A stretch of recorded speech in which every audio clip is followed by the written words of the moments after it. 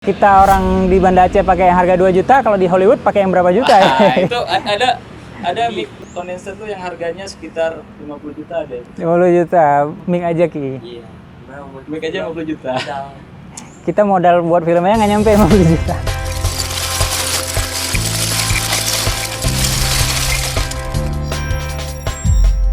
Assalamualaikum warahmatullahi wabarakatuh. Balik lagi di 3 Pagi Sinema. Kita kedatangan bintang tamu yang baru, pastinya dari departemen yang baru. Masih tentang sinema, masih tentang orang-orang inspiratif. Hanya di Basa Basi. Oke, di episode keempat Basa Basi kali ini ada siapa? Saya ngundangnya Ramol nih. Yang mana yang namanya Ramol? Oh ini. Oh. Iya, ada Refki Palevi ya. Nama Orang ketiga lah, Bang. Orang yang ketiga ya, bukan makhluk yang ketiga. Sebelumnya Rifki udah kenal nggak sama Bang Ramol nih? Belum ya? Belum ya?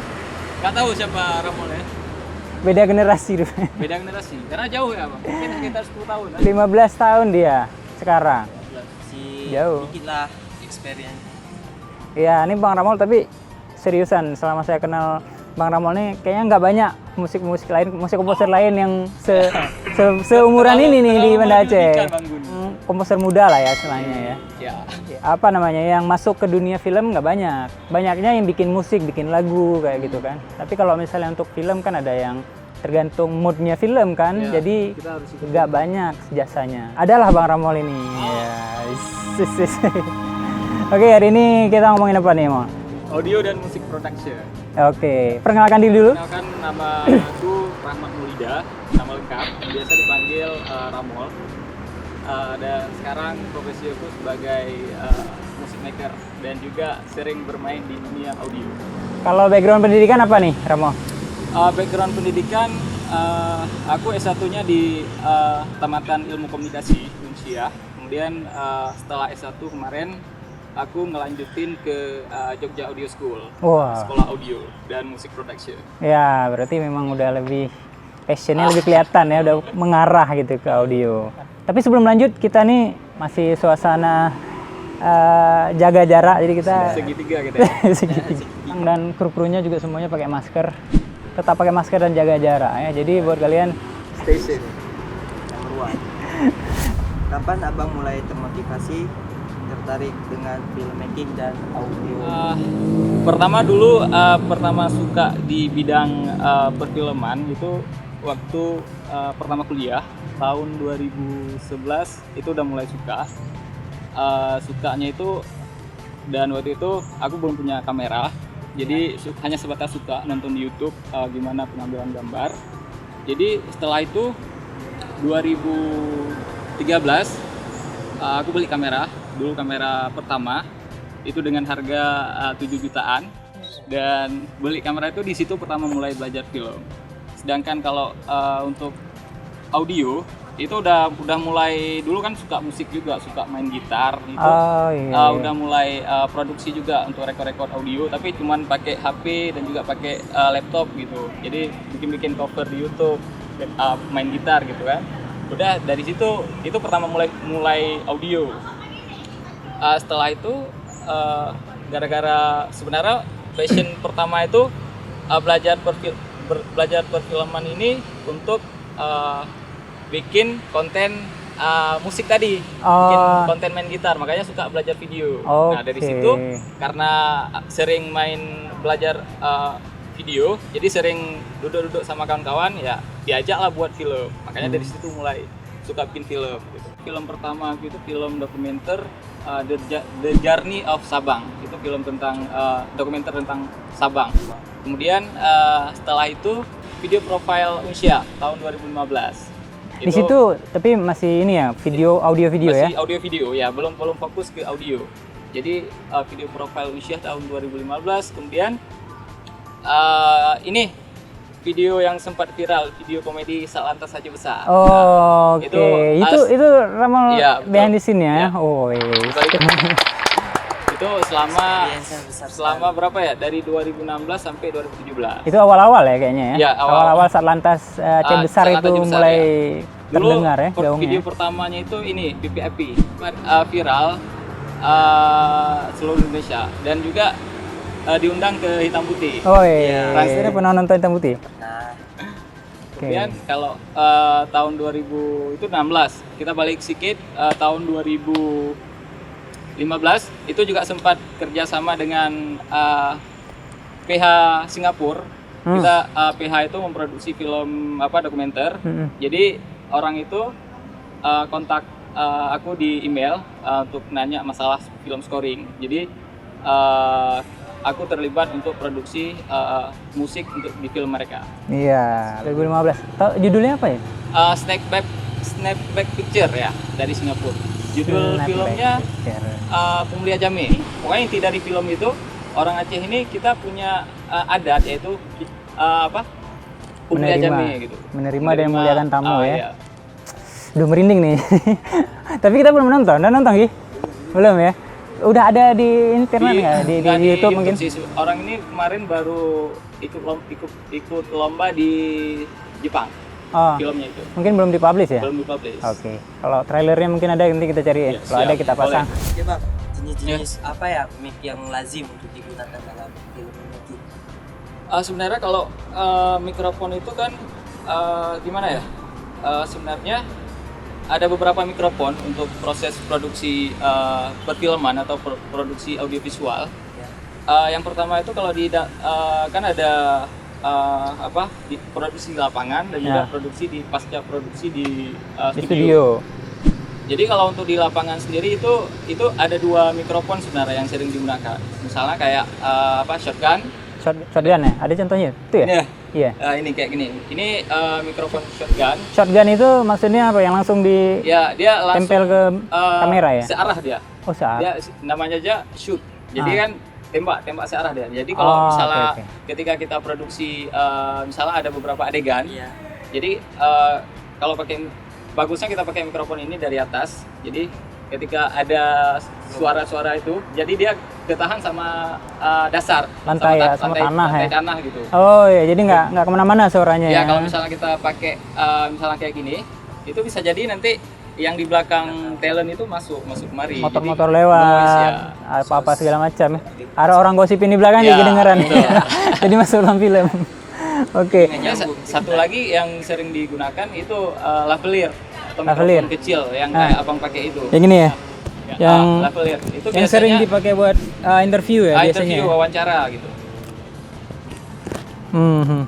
Jadi kalau ini biasanya kalau di produksi film dipakai kapan ya? Waktu kapan ya? Ya kalau misalnya ada dialog sama misalnya ada adegan dialog itu biasa digunakan itu ataupun ketika wawancara. Yang satu shoot tembak, kalau yang ini jarak dekat ya khusus. Jarak dekat ya. Dialog. Oh iya, saya pernah lihat biar nggak kelihatan di sini dimasukkan ke dalam gitu ya. Nanti ada cara-caranya biar nggak begitu kelihatan. Ya. Gimana nih caranya? Gimana? Caranya ya dimasukin aja ke baju, ditempelin di dalam ini. Tempelnya gimana tempel? Nggak kelihatan ya kalau Pakai isolatif biasa. Itu kan kita pakai apa tuh namanya? Yang gabus itu biar ketahan itu. Iya. Jadi kalau misalnya untuk adegan-adegan itu biasa dicentelin di sini di badan pakai isolatif. Ditempel di sini, jadi nggak nampak ya. Jadi kalau ada suara-suara kresek-kresek baju itu nggak kedengar. Oh iya. Karena udah nyatu di badan. Nempel di badan. Kalau yang pasca produksi itu ada 2 sebenarnya, ada kondenser sama ini dynamic. Jadi mic condenser ini biasanya ini contoh mic condenser. Wih, siap bawa-bawa. Ya, contoh. Kondenser Ini untuk nyanyi bukan? Iya bisa. Bisa juga? Biasanya kan di film tuh kan ada Soundtrack. wawancara atau Narasi ada ya? narasi gitu. Biasanya pakai ini.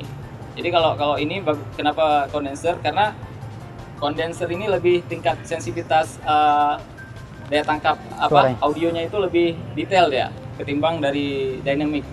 Jadi makanya kita gunakan untuk pasca produksi bagusnya menggunakan ini kalau untuk vokal. Gitu. Kalau ini tapi bisa juga. Ini bisa juga sebenarnya, cuman untuk Bedanya lebih apa, detail Bang? ini. Beda Ini lebih kuat aja sih sebenarnya, lebih kuat daya tangkap ini lebih detail ya. Jadi suara-suara kecil apapun bisa kedengar sama dia. Jadi nggak bisa dipakai outdoor kayak gini ya? Outdoor kurang bisa dipakai. sensitif jadi Jadi semuanya tadi masuk ya? Iya. Bagus. Berarti ini untuk di ruangan kedap. Di ruangan kedap di studio lah. Khusus. Kalau untuk yang bikin suara tambahan, bikin suara langkah kuda, Foley artis, pakai mic ya. Oke. Itu kan biasa kalau untuk di film kan ada sound effect, itu kan pakai mic juga. Biasa untuk tag sound effect. Tapi variasi harganya banyak ya? Variasi banyak. Ini harganya hampir 2 juta kayak. Dulu hampir 2 juta. Tapi sekarang nggak tahu, dolar udah naik. Iya. Kita orang di Banda Aceh pakai yang harga 2 juta, kalau di Hollywood pakai yang berapa juta ya? Itu ada mikrofon tuh yang harga kondenser tuh yang harganya sekitar 50 juta ada. 50 juta, mic aja Ki. Iya. Mic aja 50 juta. Kita modal buat filmnya nggak nyampe 50 juta. Harus orang khusus nggak? Kita harus, kalau untuk pegang mic ini ya, misalnya Sebenarnya bisa siapa aja atau gimana? kalau pertimbangan, kalau misalnya operator boomer itu bisa siapa aja bisa sebenarnya, tinggal kita arahkan aja. Tapi kalau untuk sound production mixer itu orang yang memang mengerti, istilah pimpinan di bidang audio lah, sound production mixer itu dia nggak bisa orang-orang yang emang harus orang-orang tertentu yang paham audio, yang udah punya skill di bidang yang musik punya ya, musik di audio. Kira nggak bisa berarti. Nggak bisa. Ya bisa boomer. Di boomer kan tinggal kita pegang aja, bisa semua orang. Boomer ya. Tadi posisi apa aja tadi yang udah disebutin? Mungkin bisa kita review kembali posisi departemen audio. Oh ya, departemen audio. Di departemen audio sebenarnya kayak di mic tadi sebenarnya ada di lapangan dan juga ada di studio.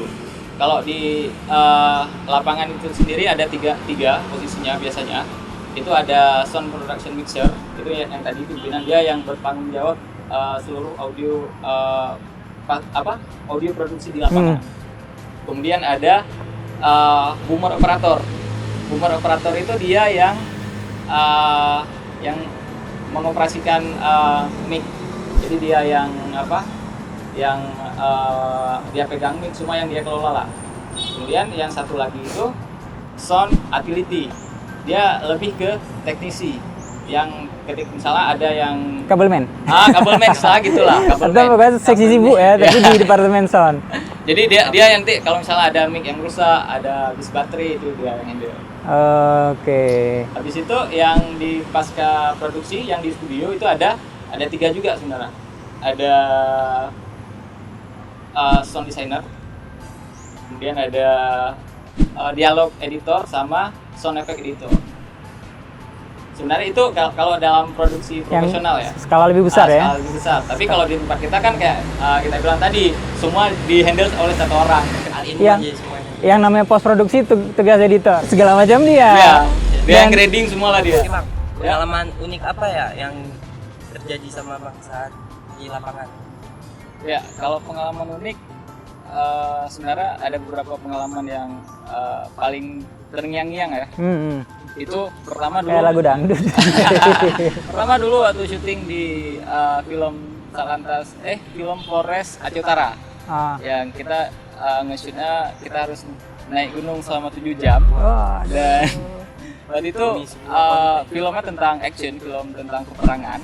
Jadi ya pengalaman yang paling berkesan waktu itu kita nge-shoot videonya itu nge-shoot videonya sambilan tembak-tembakan polisi. Tembak-tembakan itu sampai iya beneran sampai real itu. Jadi sampai kupingnya itu berdengung gitu. Gede-gede deh. Apalagi tembakan harus fokus gini kan. Properti yang dipegang. Ya, habis itu yang satu lagi pernah paling yang terkesan lah, paling sangat terkesan itu pernah kena tusuk sama orang debus. Hah? Pakai tisu. Yang kena tusuk coba Rama? Iya. Lagi syuting, lagi apa? Lagi syuting, lagi ngambil gambar. Tiba-tiba ada orang pemain debus itu tusuk di sini. Jadi sebelum penampilan itu si pemain debus ini emang udah pegang pisau. Jadi dia iris tomat dulu di depan, biar penonton lihat. Ya kami nge-shoot juga gitu kan. Jadi habis itu naiklah aku ke panggung untuk ngambil close up-nya. Iya. Itu masih di kamera ya, di kamera ya. Jadi naik ke panggung, ambil close up. Sound effect thriller tuh. Lanjut cerita. Jadi lagi asik ambil gambar nih. Biasa ambil gambar, tiba-tiba si bapak yang pemain debus itu peganglah di sini. pegang di sini langsung diambil pisaunya itu langsung ditusuk di sini. Nggak tembus. Rasanya itu kayak apa ya? Kayak kita tusuk pakai kayu. Itu nggak tembus. Itu padahal pakai pisau yang ujung runcing itu Paling di sini. tajam. Jadi bekasnya di perut ini cuman merah aja gitu, merah kayak kena kayu gitu. Padahal itu pakai pisau. Jadi setelah kena tusuk itu langsung down di panggung. Penonton ketawa semua itu. Penonton ketawa semua. Jadi udah selesai itu aku bilang sama kru satu lagi, ini aku nggak sanggup lagi Pak, pegang yang merah. Udah langsung aku ke balik panggung, duduk di situ. Mungkin gara-gara itu jadi sakit Iya. mah ya. Jadi down lah, misalnya Terkejut ya? trauma, Shock ya? shock. Jadi Tiba-tiba kayak soalnya kalau nggak ada istilah persiapan. orang Aceh bilang itu retro. Ah. Nah kayak gitulah, retro. Jatuh rohnya. Jatuh rohnya. Rohnya Oh ya ngerti. Ya. terkejut. Terkejut gitu. Aku tanya sama bapak tuh, Pak, kenapa tadi waktu bapak tusuk nggak tembus? Nah, sedangkan pisaunya tajam kan? Jadi dibilang sama bapak tuh, itu karena sebelum bapak tusuk itu, bapak pegang kamu dulu tadi. Ya, dipegang dulu. Jadi pas dipegang itu ada kayak transfer energi katanya. Kayak gitu. Nah, kalau Ramol sendiri nih sebagai pekerja seni dan khususnya di bidang audio ngapain aja nih selama pandemi ini? Sebenarnya kalau aku pribadi ini udah work from home itu dari tahun 2018 ya. Oh ya? Jadi dari awal 2018 setelah selesai wisuda itu dulu sempat kemalingan kamera, sempat down juga, makanya sempat berhenti di dunia Videografi. perkameraan, Videografi. jadi makanya sempat kemalingan kamera itu kerugian puluhan juta. Iya, iya. Bayangin satu kamera aja berapa gitu, lensa Iya, semua. iya. Karena yang Satu tas ya? yang kemalingan itu satu tas, laptop semua. Oh, dengan laptop juga? Laptop, Waduh. kamera, hard disk semua, lensa semua. Makanya sempat down selama beberapa bulan, mungkin sampai 3 bulan atau 4 bulan. Itu down, betul-betul down karena dulu kita ngumpulnya itu dari nol. Setelah kehilangan tuh ya, Udah kena tusuk lagi ya? setelah kehilangan kamera, jadi ini mikir nih ngerjain apa gitu kan. Mulai dikit-dikit nabung lagi sampai beberapa bulan sampai sanggup beli kamera lagi. Oke. Udah sanggup beli kamera lagi. Alhamdulillah. Setelah sanggup beli kamera sempat juga ngejob beberapa kali. Habis itu keinginan orang tua harus selesaikan kuliah dulu. Jadi dari 2014 itu udah selesai mata kuliah, tapi skripsinya emang ya gitulah di delay molor, sementara. agak ngaret sedikit. Ya, rencananya untuk ngejob 2 atau 3 bulan, tapi jadinya 2 tahun. 2 tahun nggak ngerjain skripsi. Udah selesai skripsi, tahun akhir 2017 wisuda. Kan udah siap wisuda nih. Udah siap wisuda, nggak tahu ngapain lagi. Ini apa nih, kalau video kayak gini selamanya kan nggak mungkin juga kan. Stres juga kan. Dikasih saran sama kawan untuk main online, jualan musik online di marketplace, jualan musik di Envato Market. Dari situ awal 2017 lah pertama mulai coba. Dari situ coba, alhamdulillah ada sale, ada pemasukan pelan-pelan dikit-dikit. Oke. Sampai sekarang. Sampai sekarang alhamdulillah. Jadi work from home nggak ngaruh kali ya? Udah lama. Emang dari dulu. Emang dari dulu. Emang dari biasa ya. Paling sosialisasinya terbatas ya. Terbatas. Iya.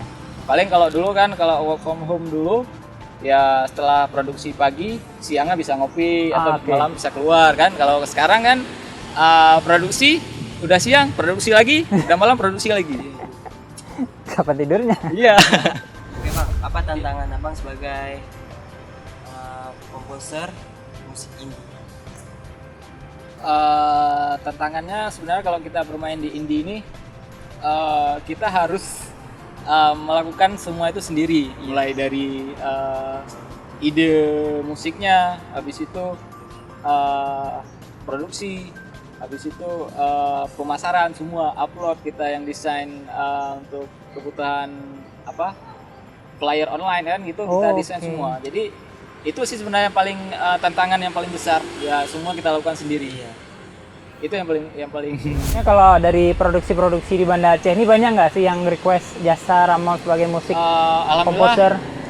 Lumayan lah ada. Kayak kemarin itu sempat juga kerja sama beberapa dinas untuk produksi audio untuk apa namanya, untuk kebutuhan tarian, ada tutorial tari.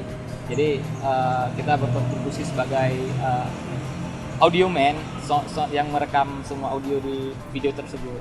Sekaligus editing audionya ya, sekaligus soundnya ya. editing. Ya kita yang handle semua, one One man show. Nah, Oke. Musik Dalam tarinya tahun ya. Nah, Dalam tahun berapa jobsnya? kalau dalam setahun gimana ya? Jarang ngitung sih sebenarnya. Kalau misalnya job offline itu kalau dalam sebulan itu kadang dalam sebulan nggak dapat sekali, atau kadang dapat di bulan ini nggak dapat sekali, terus di bulan depan nanti ada 2 atau 3 gitu. Jadi sekarang selama beberapa minggu yang lalu, mungkin udah hampir sebulan, udah main di Fiverr juga. Fiverr itu kayak jasa. Kita jual jasa. Jual jasa. Jadi fokusnya jual bikin musik sama mixing mastering lagu. Jadi Alhamdulillah kalau- udah ada klien juga. Karena selama ada internet itu kita bisa lakuin semua. Jadi kayak misalnya kalau misalnya kita nggak tahu, ya kita bisa searching di YouTube, misalnya tutorialnya gimana. Udah banyak lah yang bisa kita manfaatkan untuk belajar. Kalau punya pertanyaan untuk Ramol mungkin nanti bisa di kolom komentar, kita bisa minta Ramol untuk jawab via komen ya. Jangan susah-susah, nanti nggak lulus, takut nggak lulus. Bukan SPMB bang.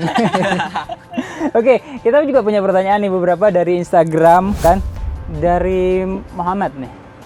Tapi off topic ya, kayaknya orang luar negeri. Luar angkasa, bukan? Ya masih di sini, di bumi ya. Lensa favorit, lensa yang favorit. berapa nih? Sering fix sih sebenarnya, karena suka yang bokeh-bokeh. Jadi fix paling ya 35 atau 27 sama 50. Oke. Dari Ed Bagus PRW. Oke. Bagaimana cara mengatur dan menentukan sound yang pas? Sebenarnya sound yang pas ya, Iya. ngatur sound yang pas ya Pakai hati. harus pakai, itu susah Feeling ya? harus menggunakan feeling. Iya. Tergantung selera si ininya, selera sutradara sama feeling si audio man itu, sound designer. Mungkin ada nggak kayak misal backsound nih, ada orang ngomong, backsoundnya kira-kira maksimalnya seberapa persen dari dialog? Gambarannya aja. Kalau untuk misalnya dialog itu kan ada musiknya, ada musik, ada backsound, mungkin dibagi-bagi aja sih. Kalau yang fokusnya itu kan dialognya, audio dialog pembicaraan dari talent atau siapa. Jadi nanti yang backgroundnya itu mungkin sekitar 20% atau 30% lah. Jangan terlalu, nanti ada juga yang buatnya itu 50-50. Jadi suara musik nggak terlalu kedengar, suara dialog nggak terlalu kedengar. Jadi pecah fokus. Jadi memang yang harus kita tonjolkan itu ini dialognya 70% atau 80%. Jadi fokusnya satu ya. Fokusnya satu. Dengar Ki. Fokusnya satu Ki. Jangan fokus satu. jangan banyak yang Kalau ada itu. pilihan wanita tuh fokus satu, jangan banyak. Fadil Ibrahim. Kalau dalam film atau sound jenis-jenis tersendiri nggak bang? Apa nama sebutan untuk orang yang handle-nya? Kayaknya udah dijawab tadi Udah ya. jawab tadi ya. Oke Ibrahim, tadi udah dijawab dari posisi-posisinya, nanti bisa Diulang aja videonya. Selanjutnya, source tempat download sound effect. Ya. Web kepada sound effect itu ada banyak sih, ada audiojungle.net, ada Shutterstock Music, ada apa lagi ya, Pond5, banyak. Kita download aja itu. Berbayar sih, ada yang $1, ada yang $2. Tapi kalau mau yang gratisan di YouTube banyak. Punya Ramol ada kayaknya? Di YouTube ada juga. Apa tuh? Ramol No Copyright Music, itu musik. Oke, Ramol No Copyright Music itu gratis ya? Jangan lupa subscribe ya. Itu gratis kan? Iya gratis, boleh Siap. ambil. Boleh ambil sepuasnya. Tapi jangan lupa kredit musiknya. Iya, kasih tahu ini punya Ramol. Ya, sebagai apresiasi lah. Iya. Kalau misalnya pemula nih pengen mendalami musik, apa kira-kira saran dari Ramol? Saran fokus pada satu bidang. Misalnya ini nggak hanya di musik sih. Misalnya suka di bidang perfilman, suka di bidang video, fokus di video, suka di musik, fokus di musik. Ketika kita udah dapat fokus di musik misalnya, fokus dulu satu genre. Misalnya mau fokus di Thriller genre apa? Enggak. trailer, musik-musik trailer, fokus di itu dulu, atau mau fokus Horor. ke horor dulu, atau mau fokus di corporate. Kalau aku dulu fokusnya di corporate. Jadi buat musik untuk perusahaan corporate. Untuk Jadi presentasi perusahaan ya. Jadi fokusnya dulu itu, habis itu pelan-pelan setelah bosan di corporate, lanjut ke pop, habis itu ke EDM dan habis itu ke epic, dan alhamdulillah di industri kreatif kita harus selalu belajar. Karena yang namanya di industri kreatif ini ilmunya tuh nggak bakal habis. Nggak ada habisnya. Setelah ya. kita kuasai satu hal, ada hal lain, Ada hal lain. nggak bakal habis. Berarti saran Ramol fokus dulu di musik apa, genrenya apa, ya kalaupun di musik ya, fokus di situ baru merambah di sekelilingnya ya, dekat-dekat situ ya. Ada pesan dari Rifki? Ada lah, udah banyak. Pesan jangan lupa makan aja. Mau nanya nih, kalau Rifki sendiri pengen jadi apa nih? Ya, Di- Rifki mau pengen jadi apa? Departemen apa nih kalau di film? Keuangan. Ih, Wah, kok departemen? Admin. Ujung-ujungnya admin ini, bukan di lapangan ya, cuma di kantor. keuangan. Tinggal atur aja. Iya. Nggak susah bikin ngedit-ngedit. Oke lah, makasih banyak buat Ramol sudah datang, udah hadir berbagi inspirasi ya. Makasih Ramol, mudah-mudahan bermanfaat dan menginspirasi. Jangan lupa saksikan di episode selanjutnya. Tapi sebelum itu, boleh di like, subscribe, dan juga share. Juga kalau punya pertanyaan silahkan di bawah sana. Kita ketemu di lain kali di Basa Basi. Tetap di 3 Pagi Sinema.